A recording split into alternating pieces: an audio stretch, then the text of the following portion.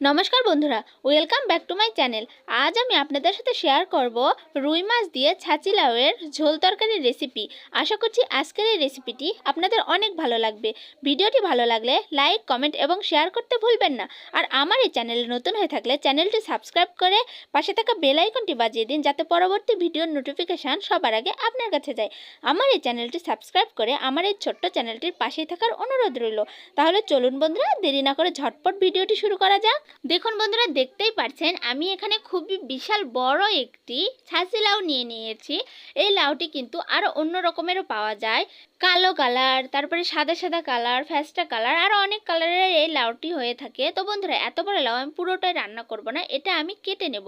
তো লাউটা বলি দিয়ে নেওয়া যায় না, আমি মাঝখান দিয়ে যেহেতু কেটে নেব, তাই একটু বটি দিয়ে গোড়ার দিকে ঠেকিয়ে নিলাম বটিটা, তাহলে আর কোনো প্রবলেম নেই। দেখুন বন্ধুরা, দেখতেই পাচ্ছেন আমি কিন্তু মাঝখান থেকে লাউটি কেটে নিচ্ছি।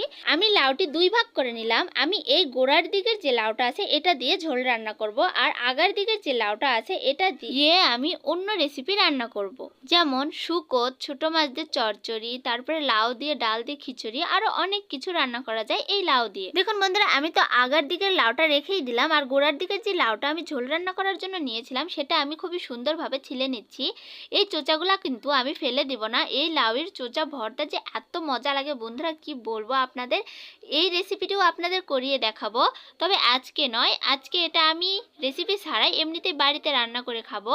দেখুন কত সুন্দরভাবে আমি ছিলে নিয়েছি, লাউগুলো ছিলা হয়ে গিয়েছে। আমি এখন খুবই ভালোভাবে জল দিয়ে লাউগুলো পরিষ্কার করে নিচ্ছি। লাউ কাটার আগে অবশ্যই আগে পরিষ্কার করে জল দিয়ে ধুয়ে নিয়ে তারপরে লাউটি কেটে নেবেন, তাহলে অনেক ভালো হবে।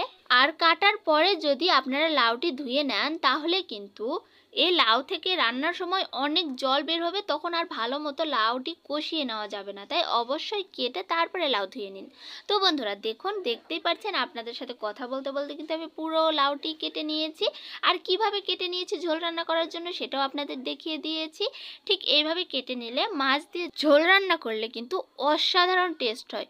তো বন্ধুরা দেখুন, আপনাদের এখন দেখিয়ে দেব আমি কি মাছ দিয়ে এই তরকারিটি রান্না করবো। আমি প্রথমেই বলেছি রুই মাছ দিয়ে, তো রুই মাছ আমি এখানে কেটে নিয়েছি। এখানে আমি 5টি চাকা আর একটি ফেঁচে নিয়েছি, মানে মাছের লেজা। আমি এই 6 পিস মাছ দিয়েই কিন্তু তরকারিটি রান্না করব। তো মাছগুলো আমি ভেজে নেওয়ার জন্য সর্বপ্রথম মাছের মধ্যে দিয়ে দিলাম স্বাদ মতো লবণ আর পরিমাণ মতো হলুদ।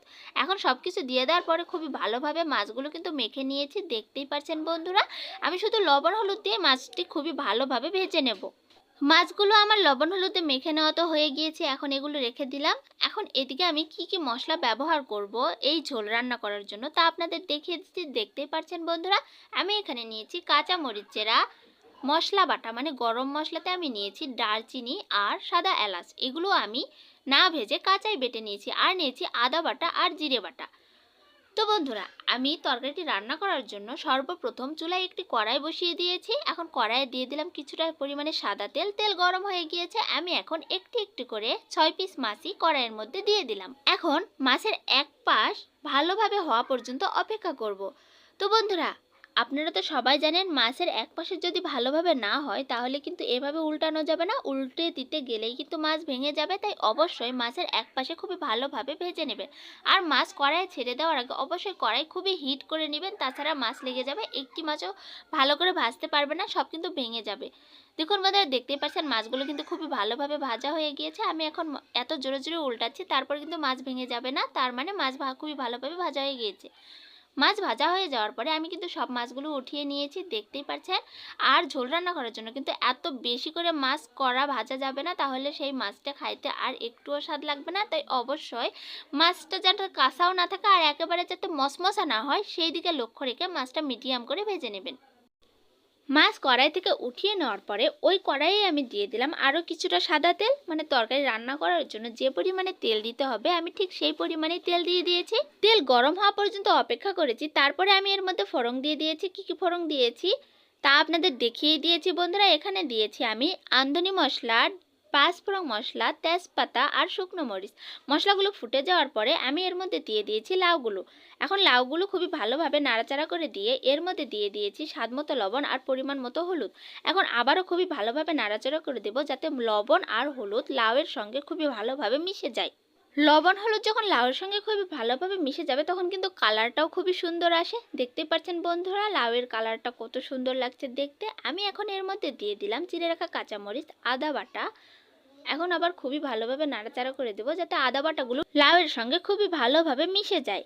আমি আদা বাটা এই জন্য আগেই দিয়ে দিলাম, আদার গন্ধ থাকলে কিন্তু সেই তরকারিটা খাইতে আর একটুও ভালো লাগবে না, তাই অবশ্যই আদা বাটাটা একটু আগেই দিতে হবে যাতে আদা বাটার যে উগ্র গন্ধটা আছে এই গন্ধটা চলে গিয়ে তরকারির একটা সুন্দর ঘ্রাণ বের হয়।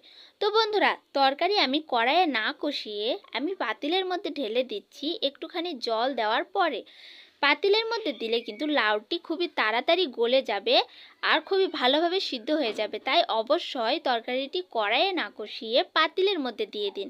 পাতিলে দিয়ে দেওয়ার পরে আমি একটি ঢাকনা দিয়ে ঢেকে দিয়েছিলাম 3 থেকে 4 মিনিটের মতো। 3 থেকে 4 মিনিট পর দেখতেই পাচ্ছেন বন্ধুরা আমি ঢাকনাটি সরিয়ে নিয়েছি, কত ভালোভাবে বলক চলে এসেছে। আমি আবার খন্তা দিয়ে খুবই ভালোভাবে নাড়াচাড়া করে দিয়ে আমি পুনরায় আবারও ঢাকনা দিয়ে ঢেকে দিব 3 থেকে 4 মিনিটের মতো। লাউ সিদ্ধ হতে একটু সময় লাগে, তা আপনারাও জানেন আমরাও জানি। আর লাউ যদি ভালোভাবে সিদ্ধ না হয় তাহলে কিন্তু সেই তরকারিটা খাইতেও একটুও মজা লাগে না, তাই অবশ্যই লাউটি কষানোর আগে খুবই ভালোভাবে সিদ্ধ করে নিতে হবে।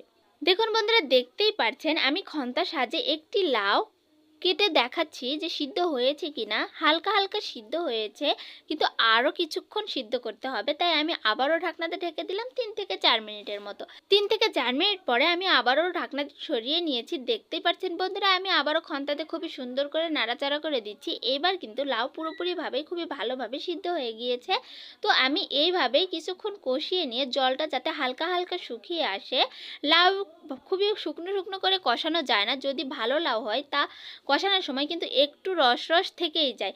তো আমার লাউ কষানো হয়ে গিয়েছে, আমি তরকারিতে গরম জল দেবো সেই জন্য আমি একটি পাতিলে করে চুলায় গরম জল বসিয়ে দিয়েছিলাম। জলে বলক চলে এসেছে, আমি এখন তরকারিতে দিয়ে দিচ্ছি ঝোলের জল। ঝোলের জলটা একেবারে বেশি দেওয়া যাবে না, মাখা মাখা করে যেহেতু আমি ঝোলটা রান্না করব সেহেতু অল্প অল্প করে ঝোলের জলটা দিয়ে দিতে হবে। ঝোলের জল এর মধ্যে আমি পরিমাণ মতো দিয়ে দিয়েছি। এখন আমি এর মধ্যে দিয়ে দেবো একটি একটি করে 6 পিস মাছ। দেখুন বন্ধুরা দেখতেই পাচ্ছেন আমি কিন্তু সবগুলো মাছই এর মধ্যে দিয়ে দিলাম একটি একটি করে।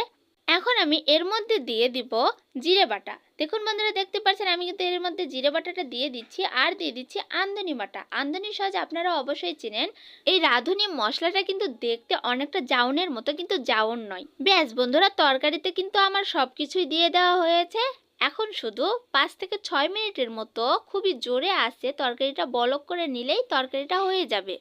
এখন শুধু খন্তার সাহায্যে তরকারিগুলো খুবই ভালোভাবে আস্তে আস্তে করে নাড়াচাড়া করে দিতে হবে যাতে মাছগুলো ভেঙে না যায় আর তরকারিতে যে মশলা বাটাগুলো দিলাম এগুলো তরকারির সঙ্গে খুবই ভালোভাবে মিশে যায়। আপনাদের সাথে কথা বলতে বলতে আমার কিন্তু তরকারিগুলো হয়ে এসেছে বন্ধুরা, দেখতেই পাচ্ছেন কতটা গাঢ় হয়েছে। আমি এখন তরকারিটি নামিয়ে নেব।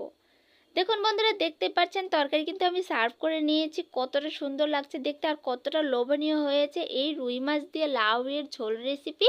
ভিডিওটি কেমন লাগলো তা অবশ্যই কমেন্টে জানাবেন। ভিডিওটি শুরু থেকে শেষ পর্যন্ত দেখার জন্য আপনাদের অসংখ্য অসংখ্য ধন্যবাদ। তো বন্ধুরা দেখা হচ্ছে পরবর্তী ভিডিওতে এইরকমই কোনো নিত্য নতুন রেসিপি নিয়ে। ততক্ষণ পর্যন্ত ভালো থাকুন, সুস্থ থাকুন। টাটা বন্ধুরা।